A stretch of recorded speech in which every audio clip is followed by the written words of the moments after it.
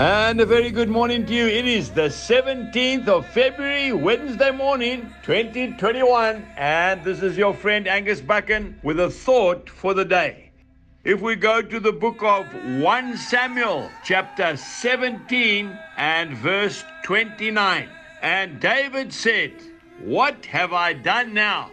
Is there not a cause?" Spoken by a mere youth.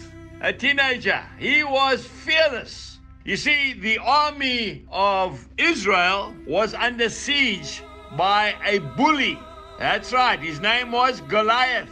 He had them in absolute fear. And this young man was totally fearless, David. He had been minding his father's sheep. He was told to take some food down to his brothers who were in the front line fighting the Philistines, and saw that they were totally intimidated. The Oxford Dictionary defines the word intimidation to be frightened or overawed. The whole army was totally intimidated by one man. But this youngster had been spending time with God, you see. And he saw this giant, but what he saw was the God of Israel, who was more powerful than any giant. He had his eye on the God of Israel and not on the enemy. What motivates us today?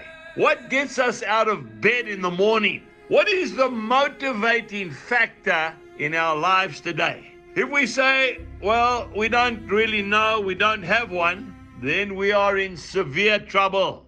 You see, because David was in the presence of God daily, this giant had no influence over his life.